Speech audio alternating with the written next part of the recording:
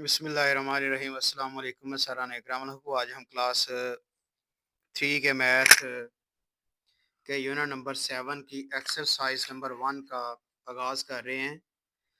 तो हम इसका जो है वो क्वेश्चन नंबर 1 पढ़ते हैं। मुझे उम्मीद है आप इसे पूरे शौक़ और लगन के साथ सीखेंगे। अल्लाह आपको आपके इम्तहानात में कामयाबी नसीब फरमाए। क्वेश्चन नंबर 1 है identify the point, line, line segment and रे। तो देखिए ये आपके लिए नई जो है वो नई चीज़ें हैं क्योंकि ये नया चैप्टर स्टार्ट हुआ है ज्योमेट्री का। तो इसमें ये वर्ड है पॉइंट, फिर उसके बाद लाइन, फिर लाइन सेगमेंट और रे। ये 4 जो है वो इसके टर्म्स हैं जो यूज़ होती हैं ज्योमेट्री के अंदर। हम इन पॉइंट्स को पहले इसको समझते हैं, कॉन्सेप्ट लेते हैं, उसके बाद फिर इसे सॉल्व करते हैं। तो यूनिट नंबर 7 है क्लास 3 का और यूनिट नंबर 7 का नाम है ज्योमेट्री।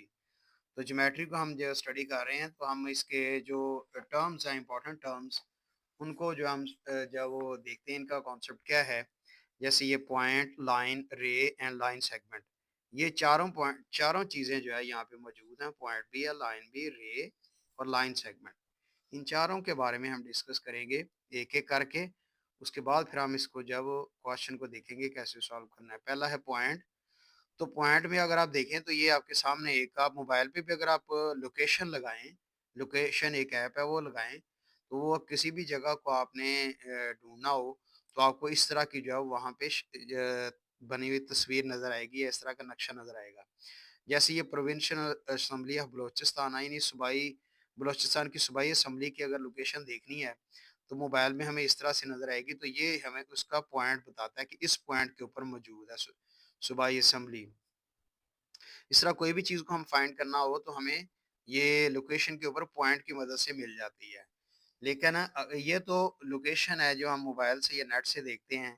लेकिन हम पॉइंट का जो ज़्यादातर जो वो हम मैथ में इसका डिस्कस कर रहे हैं तो हम पॉइंट को एक डॉट की मदद से लिखते हैं। एक डॉट जो वो लगा देते हैं, उस डॉट को हम कह देते हैं कि ये पॉइंट है।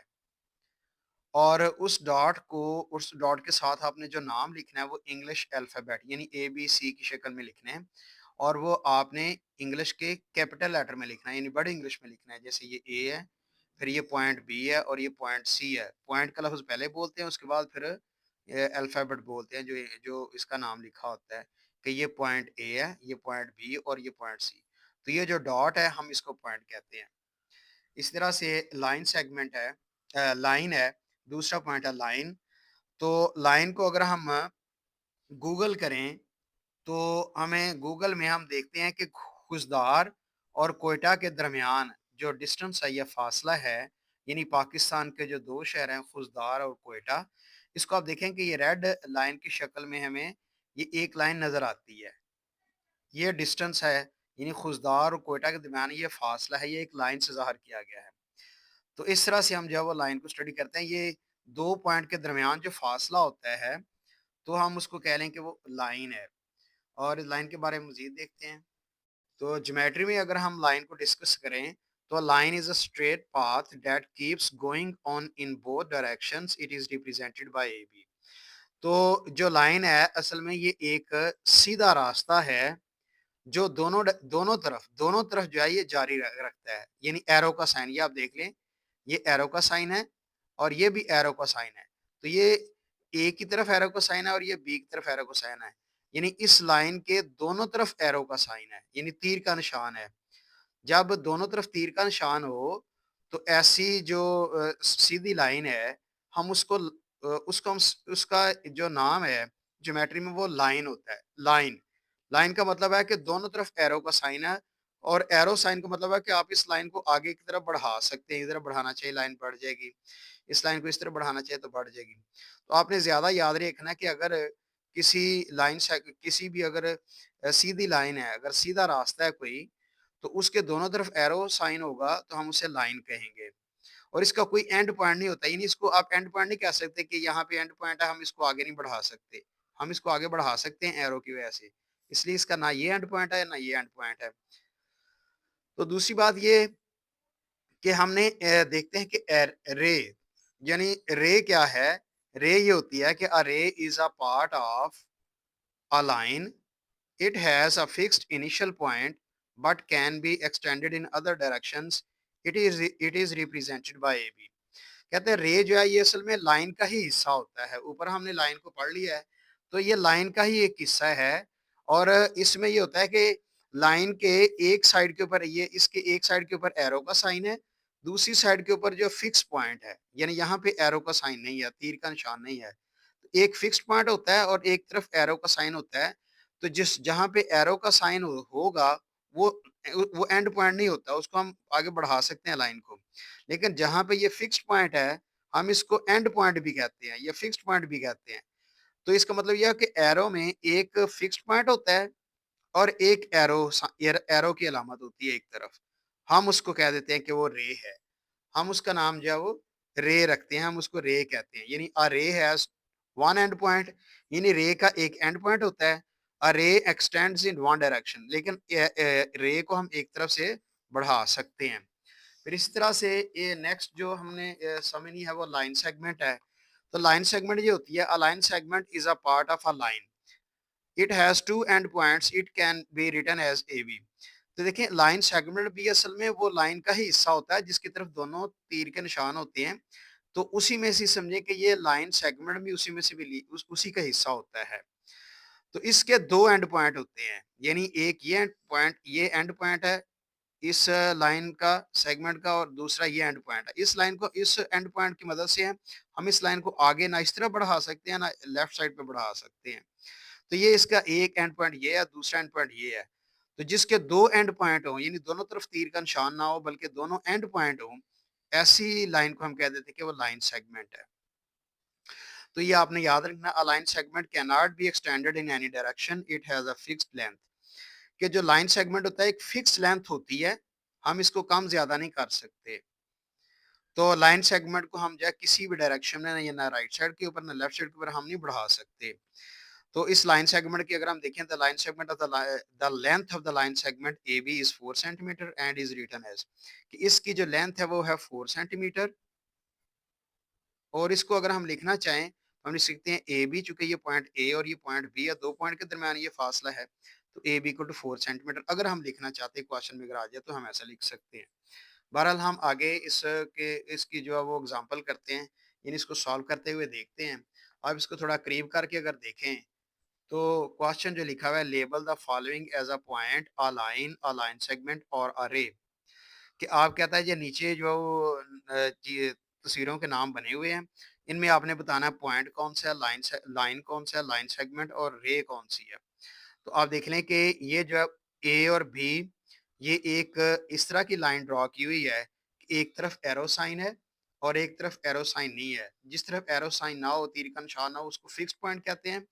और जिस तरफ तीर का निशान हो तो हम कह देते हैं कि अगर एक तरफ तीर का निशान है और एक तरफ फिक्स पॉइंट है तो हम उसे रे कहते हैं। तो हम इसे लिख देंगे कि ये रे है। रे के एक तरफ तीर का निशान होता है, एरो साइन होता है, और एक तरफ एंड पॉइंट होता है। और यहाँ पे आप देखें कि सी डी, ये दो, ये भी एंड पॉइंट है, सी भी एंड पॉइंट है, डी भी एंड पॉइंट है। तो जब दो एंड पॉइंट होते हैं तो ऐसी लेंथ को, ऐसी लाइन को हम कह देते हैं कि वो लाइन सेगमेंट है। तो ये है लाइन सेगमेंट। फिर आप ये देखें कि यहाँ पे ये पॉइंट है, डॉट लगा हुआ है, तो पॉइंट ए है, तो हम इसको नाम देते हैं कि ये है पॉइंट। फिर इसी तरह से नेक्स्ट अगर आप देख लें तो ये ऐसी लाइन है जिसके दोनों तरफ एरो साइन है, दोनों तरफ तीर का निशान है, और ये ई एफ इसको लिखा हुआ है। तो हम कह सकते हैं कि जिस तरफ दोनों तरफ तीर का निशान हो, यानी इसका कोई एंड पॉइंट नहीं होता, ऐसी जो है वो सीधी लाइन को हम कह देते हैं कि वो लाइन है, सिर्फ हम इसको लाइन लिखते हैं। और आगे देख लें, ये पी क्यू है, और पी क्यू क्या चीज़ है, एक तरफ इसके एरो हेड है यानी तीर का निशान है, दूसरी तरफ नहीं है, एंड पॉइंट है। तो इस तरफ हम, इसका नाम हम पहले कर चुके हैं, इसे हम रे कहते हैं। गुड। आगे ये आर और एस दो एंड पॉइंट है, जब एंड पॉइंट आ जाए दोनों तरफ, हम उसका नाम देते हैं कि वह है लाइन सेगमेंट। लाइन सेगमेंट है। अब हम क्वेश्चन सॉल्व करते हैं। अब हमने जो है इसके कॉन्सेप्ट समझ लिए हैं, तो क्वेश्चन हम जो है वो इसका जो दोबारा रीड करते हैं। Identify the point, line, line segment and रे। तो 4 चीज़ें हैं, यानी पॉइंट है, फिर दूसरी चीज़ है लाइन, तीसरा है लाइन सेगमेंट और चौथा जो है वो रे है। इन चारों में से हमने ये इसको फिगर को तस्वीर को देखना है, फिर बताना है कि इनमें से ये कौन-सी है, ये पॉइंट है या लाइन है या लाइन सेगमेंट है या रे है।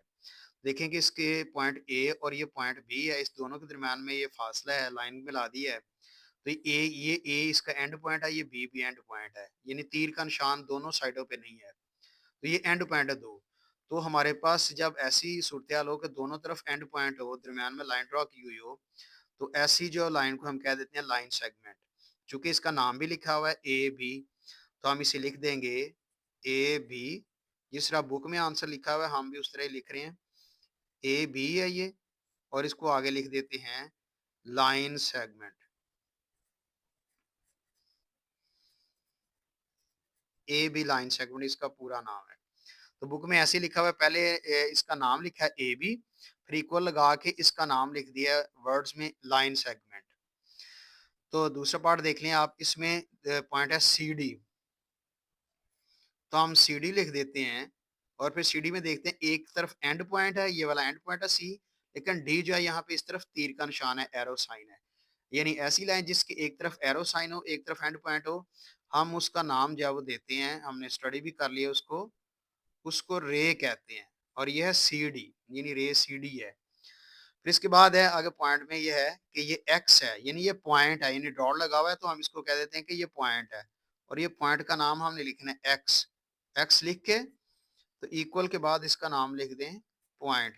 क्योंकि बुक में इक्वल का जो है वो इक्वल लिखा हुआ है हर पार्ट में, इसलिए हम उसी तरह से लिख सकते हैं।